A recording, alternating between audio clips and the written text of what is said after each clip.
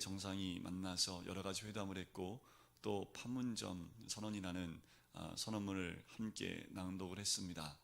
이 모든 과정들 가운데 정말 하나님이 예비하신 과정이기를 저는 그렇게 기대하고 또 기도를 합니다. 모든 것이 평화롭다 할 때에 우리 믿는 사람들은 더 깨어서 기도할 때이다 라고 말할 때입니다. 어쩌면 세상이 말하는 그 평화가 이 땅 가운데 올 때 그때가 정말 위기이고 우리가 깨어서 기도할 때가 아닌가라는 생각이 듭니다. 이런 환경들의 변화는 기도의 응답일 수도 있겠지만 때로는 이 변화가 기도를 통해서 하나님의 역사 가운데 이루어진 것인지 아닌지를 우리가 분별하고 우린 계속해서 주의 뜻 가운데 저 북한에 어려움을 겪고 있는 수많은 영혼들이 회복될 수 있도록 그 기도는 끊이지 않고 해야 될 줄 믿습니다. 진정한 통일은 밑에 있는 사람들, 고통받고 있는 사람들에게 자유를 주는 것부터 시작을 해야 되지요. 위에서부터 자유를 주는 건 한계가 있습니다.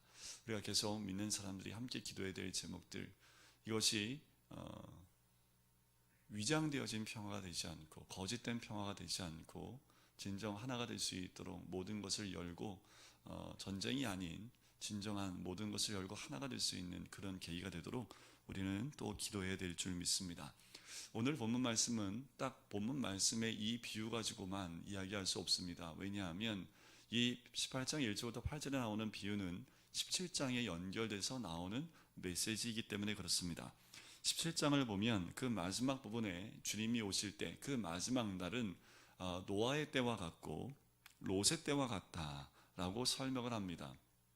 그렇다면 이 비유는 믿음의 생활을 위하여 필요한 것을 드러내주는 말씀이다 라고 말씀드릴 수 있습니다. 그런 시대에 가장 필요한 삶이 무엇일까요? 바로 기도의 삶이라는 거지요. 기도할 것이냐 낙심할 것이냐, 이 두 부분을 우리 주님이 오늘 비유를 통해서 우리에게 말씀해 주고 있습니다. 주님의 생각은 기도하지 않으면 낙심하고 만다는 것, 그것을 오늘 우리에게 말씀해 주고 있는 거지요. 또한 이 17장의 마지막 때에 대한 이야기와 이 본문이 연결될 수 있는 가장 큰 근거가 되는 것이 8절 말씀입니다. 8절 맨 끝에 보면 인자가 올 때에 라는 표현이 나오지요. 그 말 표현에 의해서 17장의 마지막 때에 대한 말씀과 연결이 되어지는 말씀, 그러니까 마지막 때에 믿음 있는 자를 보겠느냐라는 말씀처럼 진정한 믿음이 있는 자는 기도하는 사람인데, 기도하는 사람에게 가장 필요한 것은 기도하지 않게 되면 닥치는 그 낙심 가운데 있기 때문에 우리 늘 꾸준히 간절함으로 기도해야 된다라는 것을 우리 주님이 이 비유로 말씀해 주시는 겁니다. 우리가 깨어 있어야 될 것, 오늘 본문 말씀을 통해서 우리가 이제 멈췄던 기도가 있다면, 우리가 기도의 제목 가운데 여러 가지 가운데 너무 오랜 시간이 지나서 이젠 포기하고 기도하지 않은 내용들이 있다면 오늘 본문 말씀을 통해서 다시 주님 앞에 무릎 꿇고 기도하는 귀한 시간 되었으면 좋겠습니다. 자, 기도란 무엇일까요? 바로 하나님께로 향하고자 하는, 하나님께로 향하는 우리 생명의 충동입니다. 영원한 것을 향하여 움직이게 되는 생명의 충동이다 라고 말씀드릴 수 있습니다. 사도 바울이 말했듯이 우리 영혼은 늘 위의 것을 생각하는 사람들입니다. 기도하는 것, 그것은 바로 위의 것을 생각하고 위의 것에 우리의 마음을 두는 것, 그것이 바로 기도라는 거지요. 기도란 말 그대로 무엇을 향해 바라는 것, 그것을 기도라고 할 수 있습니다. 성경에 나오는 꿈을 성취한 사람들의 내용들을 보면 하나같이 공통점이 있습니다. 그 공통점이 뭐냐면 한결같이 기도의 사람이었다라는 거지요. 예수님이 이 땅에 오셔서 구속의 꿈을 이루셨던 그 예수님도 끊임없이 기도했던 분입니다. 항상 혼자 계실 때는 한적한 곳을 기도하셨던 분이고, 지금 하늘 위로 올라가셨을 때도 끊이지 않고 기도하시는 분이 우리 주님이라는 거지요. 오늘 본문에 예수님은 항상 기도하고 낙심하지 말아야 될 것에 대한 비유로 이 억울한 과부와 재판장 이야기를 우리에게 하는 거지요. 우리 예수님은 항상 기도하기를 원하십니다. 낙심하지 말고 항상 기도하기를 원하시지요.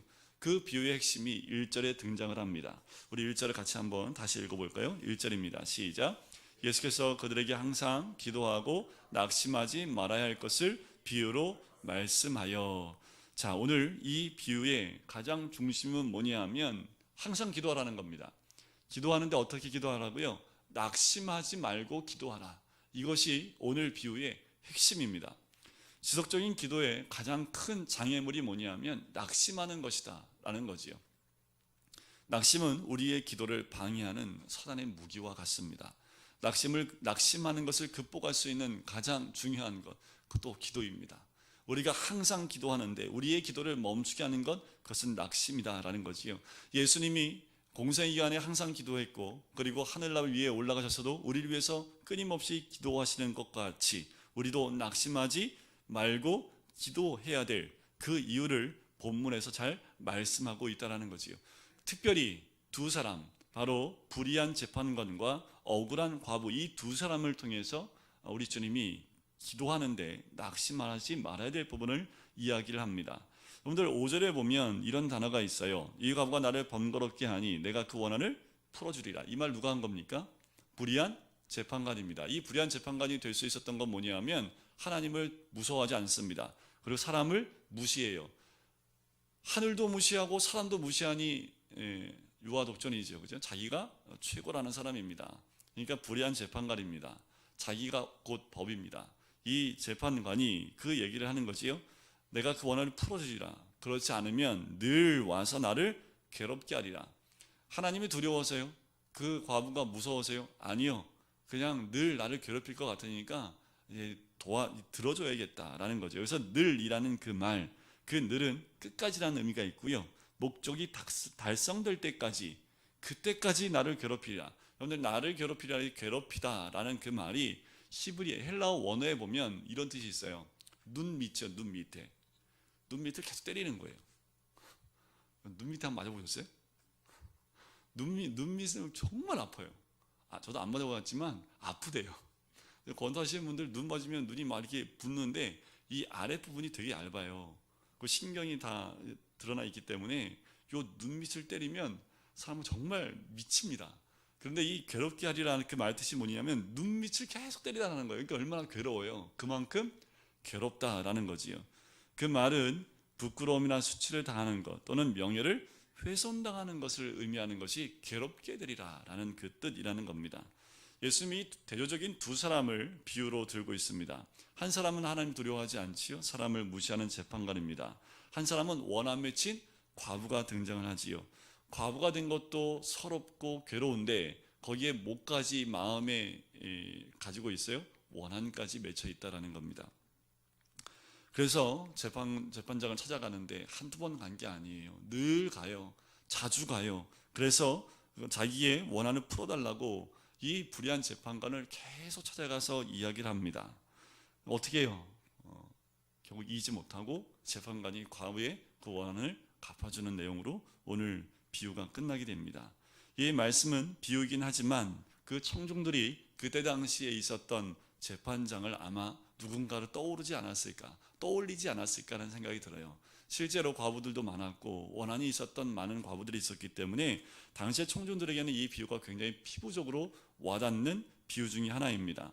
이 비유를 통해서 주님이 말씀하시고자 하고는 것은 뭐냐면 간절한 기도의 능력에 대해서 말씀해 주고 있는 겁니다.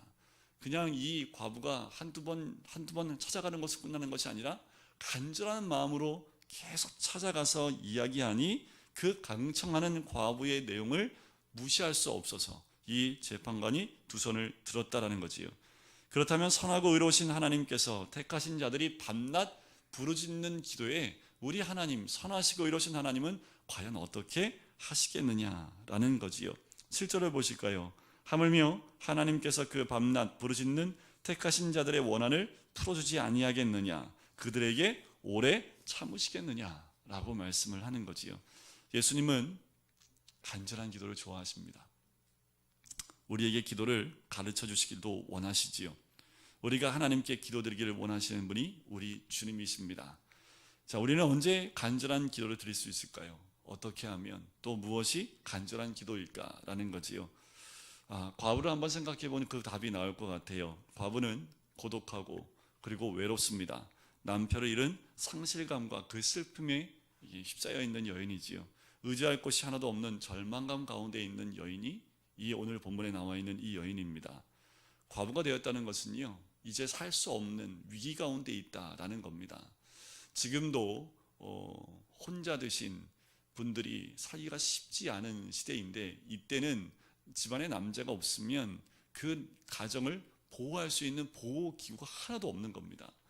굉장히 과부가 살아가기 어려울 정도. 그래서 구약에 보면 특별 구제 대상 가운데 꼭 들어가는 사람들이 과부입니다. 하나님이 아예 법으로 정해줄 만큼 그 과부는 당시에 보호받아야 될 대상, 그만큼 힘든 삶이라는 거지요.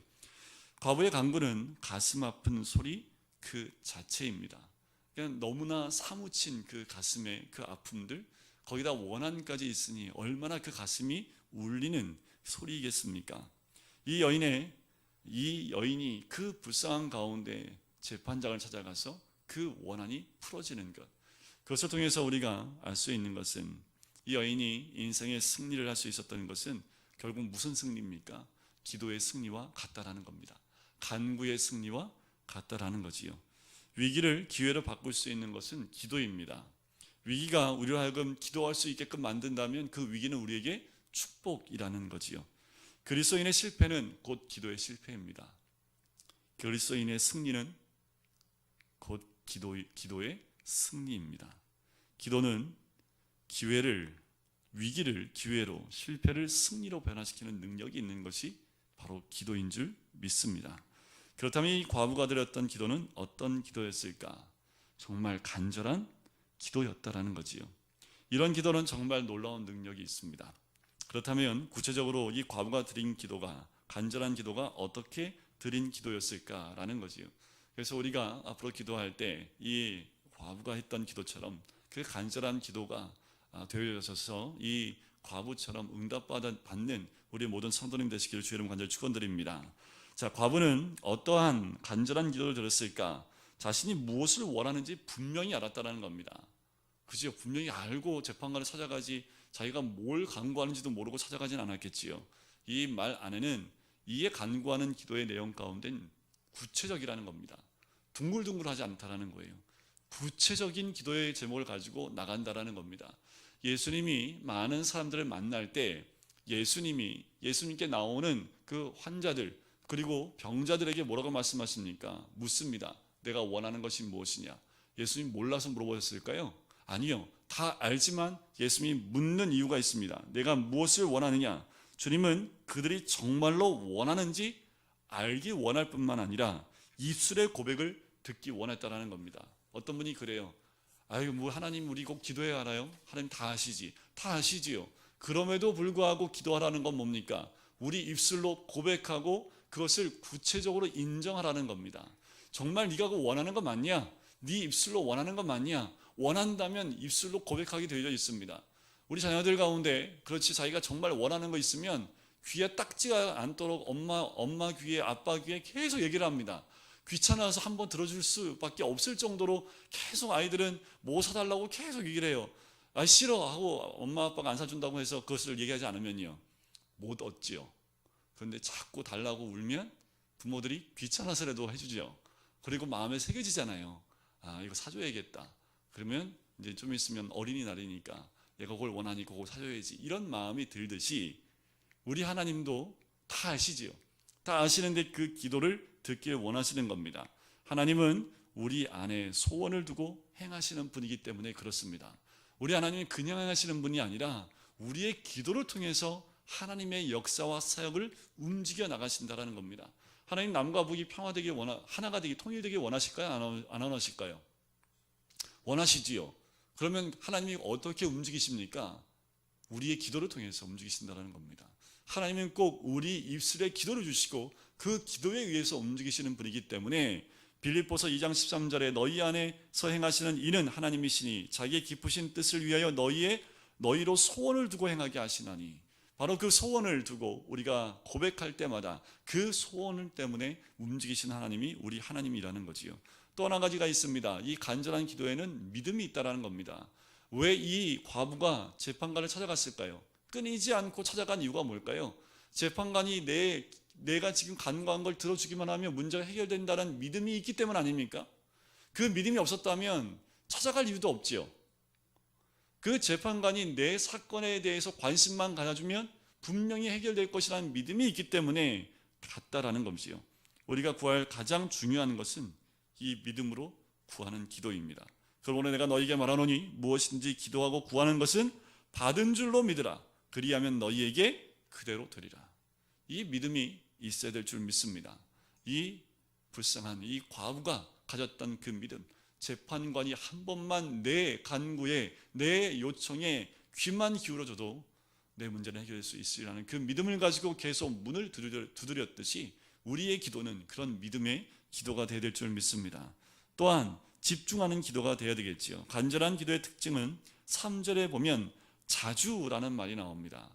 자주 한다라는 겁니다. 자주 한다는 말은 뭘까요? 반복적인 것도 있겠지만 집중한다라는 그 의미가 있습니다. 7절에서도 강조되는 말이 뭡니까? 밤낮 부르짖는 택하신 자들이라는 거지요.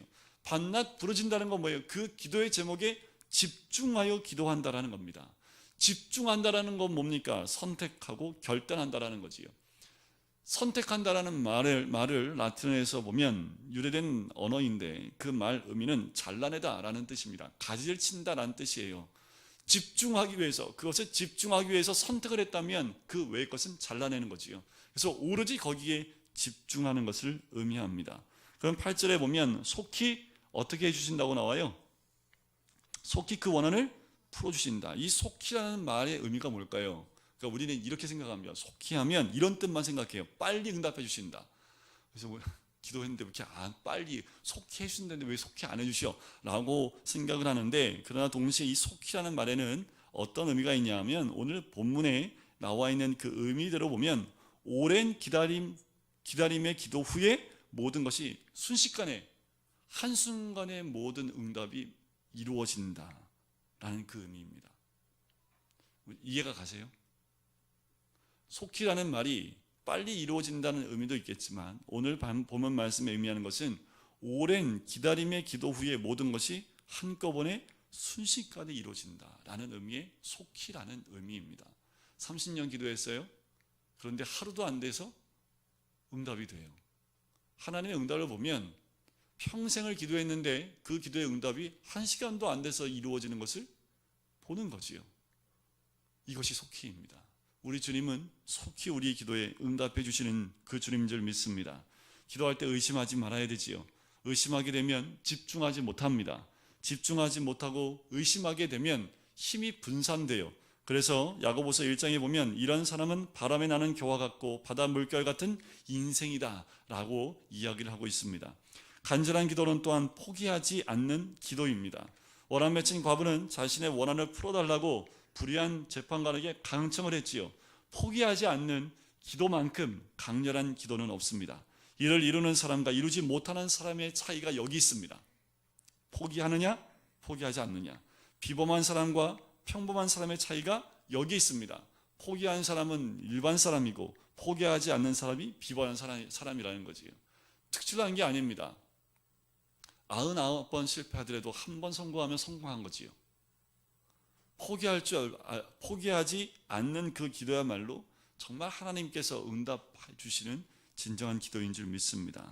자, 요셉을 한번 보실까요? 요셉은 어떻게 되는지 요셉의 한번 모습을 상상해 보면 요셉이 총리가 된 거 여러분들 기억하시죠? 요셉이 총리가 되었을 때 우왕좌왕하는 모습이 성경에 나오던가요? 감옥에 있던 사람이 갑자기 총리가 됐어요. 그 바로 왕이 바로 밑에 가. 그러니까 지금 죄송합니다. 감옥에 있는 어떤 사람이요, 갑자기 국무총리가 된 거예요. 그러면 이 사람이 뭘 어떻게 알아요? 그러면 어떻게 해야 돼요? 막 우왕좌왕하겠죠. 그죠? 근데 성경 말씀에 요셉을 보면 우왕좌왕하는 모습이 전혀 나오지 않습니다. 자, 그 의미가 뭐냐면 기도할 때에 중요한 것은 그것이 성취된 것을 그리면서 기도하는 거예요. 그러니까 이 요셉이 그렇게 회복되어지고 나갔을 때 그 모습을 그리고 있었기 때문에 딱 되자마자 어떻게 해요? 모든 일들을 착착착 진행될 수 있도록 일을 해 나갈 수 있었다라는 거지요. 또 한 가지의 모습을 보실까요? 사도행전 3장에 보면 미문의 안진뱅이 40년 동안 한 번도 태어나서 걸어보지 못한 사람이 베드로의 그 명령을 통해서 걷게 됩니다. 걷게 됐을 때 이가 걷고 뛰면서 어디로 갔을까요? 집으로 갔을까요? 성전으로 갔을까요? 성전으로 뛰어들어갑니다. 왜 성전으로 갔을까요? 하나님께 예배드리기 위해서. 그러면 이 안진뱅이는 늘 기도하면서 바라봤던 것이 뭘까요? 내가 걸을 수만 있다면 뭐 하고 싶다라는 거예요? 예배드리고 싶다라는 거지요. 몸에 문제가 있거나 몸에 장애가 있는 사람은 그 성전 안으로 들어갈 수가 없습니다. 그러니까 어떻게 해요? 온전한 사람만 들어갈 수 있기 때문에 내가 걸을 수만 있다면 저 사람들과 같이 저 성전에 들어가서 하나님 마음껏 찬양하고 싶다는 그 꿈을 가지고 있었던, 그 기대감을 가지고 있었고 그런 소망을 갖고 있었던 사람이 안진뱅이기 때문에 딱 걷자마자 뭐 한 거예요? 그냥 성전으로 뛰어들어가는 거지. 기도를 드리기 위해서는 우리가 가져야 될 것이 한 가지가 있습니다. 거룩한 위기의식입니다. 이 말씀을 드리는 것은 또한 우리가 이 시대에 우리가 가져야 될 마음입니다. 남북 정상회담이 이루어졌고 모든 일들이 정말 평화롭게 이렇게 되어 간다라고 했을 때 우리의 기도를 놓아버리면 이때 일어날 수 있는 모든 위기에 대해서 준비하지 못하는 것과 같다라는 거지요. 우리가 기도를 드리고 간절히 또한 기도해야 될 것은 거룩한 위기의식을 가져야 됩니다. 거룩한 불만족을 가지고 거룩한 열망을 가지고 이때에 더 기도해야 될 때가 이 시기와 같다라는 거지요. 거룩한 위기의식을 갖는다라는 것은 영적인 자각을 갖는다라는 겁니다. 영적 자각을 갖는다는 것은 무엇을 의미하냐면 깨어있는다라는 거예요. 영적으로 영이 항상 깨어있는 것. 우리의 씨름은 혈과 육에 속하는 것이 아니지요. 공중 권세 잡은 자와 사단과의 싸움이라고 분명 성경 말씀 에베소 6장에 나옵니다. 베드로 보면 알아요. 베드로는 한때 기도 생활을 참 소홀히 했던 사람입니다. 그래서 겟세마네 동산에서도 잠을 잤지요. 그래서 예수님을 어떻게 합니까? 예수님 붙잡혀 갔을 때 3번이나 모른다 부인하고 저주하고 맹세했던 사람이 베드로입니다.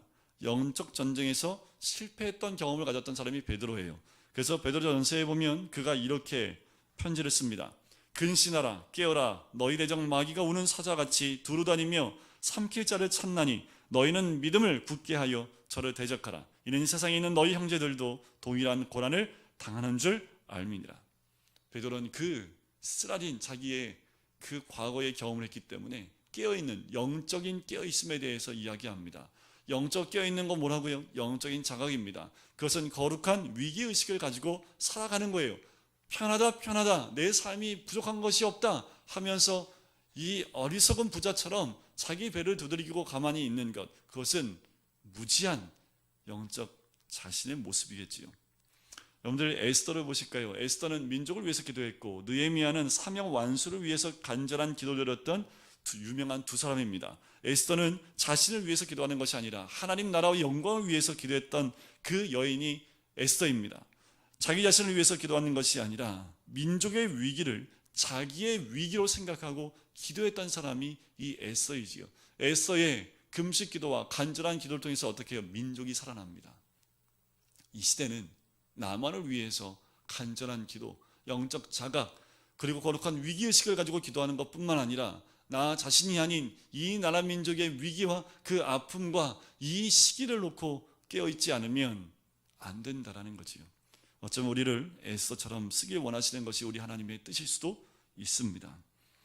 자, 마지막 한 번 더 기도할 것은 이런 기도에 대한 것을 알아보기 위해서는 한 가지 마지막 우리가 돌이켜봐야 될 것은 기도할 때 어떻게 기도하느냐. 마지막 권유드리고 싶은 것은 연합기도입니다. 연합된 간절한 기도는 이렇게 표현해요. 거대한 원자력 발전소와 같다라고 표현을 합니다. 이 모습이 드러나는 가장 대표적인 예가 사도행전 1장에 나옵니다. 예수님의 제자들과 그리고 형제들, 어머니, 그 외에 120명 문도가 함께 모여서 뭐하기에 힘을 써요? 기도하기에 전혀 힘을 쓰는 그들의 모습이 나옵니다. 함께 모여 기도하는 그들의 모습, 그 기도하는 가운데 무엇이 임합니까? 성령이 임함을 통해서 그 마가다락방 가운데 하나님의 구원의 구속의 놀라운 역사가 그 다락방의 120명의 기도를 통해서 이 땅 가운데 구속의 역사가 이루어지는 것을 우리는 분명히 알고 있습니다. 그들의 연합된 그 기도의 내용을 통해서 그 땅이 그리고 이 전세가 변화되는 시작점이 그 연합된 기도로부터 시작했다라는 겁니다. 간절한 기도에는 능력이 있습니다. 성경에 나오는 모든 인물들은 그 축복을 받은 사람입니다. 간절한 기도를 통해서 잃은 영혼을 구원했습니다. 기도를 통해서 한 맺힌 소원을 성취를 했습니다. 기도를 통해 아들을 낳기도 했고요. 기도를 통해서 생명을 연장받기도 했습니다. 기도를 통해서 고통받는 자녀를 구원했습니다. 기도를 통해서 성령의 능력을 체험했고요. 기도를 통해서 사명을 완수했고, 기도를 통해서 민족을 구원했습니다. 기도로부터 시작하는 겁니다. 다른 거 아니지요. 무엇인가 이루기 위해선 우리가 끊임없이 해야 될 것, 시작해야 될 것은 무릎 꿇는 것부터 시작해야 될 줄 믿습니다. 간절한 기도를 드리는 하나님의 사람이 되는 것, 믿음의 기도를 드리는 것, 집중하는 기도를 드리는 것, 결코 포기하지 않는 그 기도를 드리는 그 기도의 사람, 오늘 우리 주님이 이 마지막 때에 찾고 있는 하나님의 사람인 줄 믿습니다. 우리 같이 기도하실까요? 하나님, 우리가 이 여인처럼, 이 과부처럼, 또한 주님이 우리에게 말씀하셨던 그 기도의 사람처럼 하나님, 집중하고 흔들림 없이 아버지는 끊이지 않는 기도, 실망하지 않고 낙심하지 않고 그 기도 가운데 나가는 주의 사람 될 수 있도록 인도해 달라고 우리 같이 한 목소리로 기도 나가겠습니다. 사랑하는 주님 감사합니다. 아버지 하나님, 우리를 기울여주시고 주의 말씀과 기도 앞에 나아가며 하나님, 우리의 모든 심령들이 하나님의 은혜 앞에 나갈 수 있는 귀한 심령들 될 수 있기를 간절히 소원합니다. 아버지 하나님, 이 마지막 때에 기도하는 자, 믿음 있는 자를 찾느냐 말씀하시는 주님, 진정한 믿음의 말로는 기도부터 시작되어지는 줄 믿습니다. 우리가 아버지 하나님 무릎 꿇고 기도로 시작할 때 하나님의 역사가 이루어지고 또 하나님의 움직임이 이 대기 가운데 또한 우리의 삶 가운데 일어나는 줄 믿습니다. 낙심하고 낙담하여 멈춰있는 영혼들이 아니라 오직 주만 바라며 하나님의 은혜 가운데 나갈 수 있는 주의 삶이 될 수 있도록 성령께서 역사하시게 해주시기 간절히 소원합니다. 아버지, 우리 모든 심령들이 깨어나 주의 뜻과 말씀 가운데 거하는 하나님의 사람 될 수 있도록 성령께서 역사하시고 기름 부어주시길 간절히 소원합니다.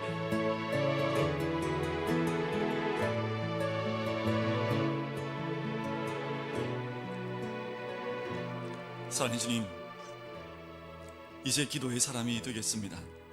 무릎을 꿇고 하나님을 움직일 수 있는 기도의 사람이 되겠습니다. 밤낮 부르짖는 의인의 기도에 응답하시는 주님인 줄 믿사오니 하나님, 우리가 낙심하지 않고 간절한 마음으로 기도할 때에, 집중하여 기도할 때에 끊이지 않고 아버지는 우리의 영적인 위기의식을 가지고 늘 깨어 주님 앞에 기도할 때에 우리의 기도에 응답하시고 역사하시는 귀한 은혜를 누릴 줄 믿사오니 우리가 기도를 끊이지 아니하며 주님 앞에 무릎 꿇는 주의 백성 될 수 있도록 축복하여 주시옵소서. 이제는 예수 그리스도의 은혜와 하나님 아버지의 사랑하심과 성령의 교통하심이 주님 앞에 무릎으로 낙심하지 않고 간절히 기도하기를 소원하는 우리 모든 성도님들 머리 위에, 가정 위에, 사업터 위에 이제부터 영원까지 함께 하시기를 간절히 축원하옵나이다. 아멘.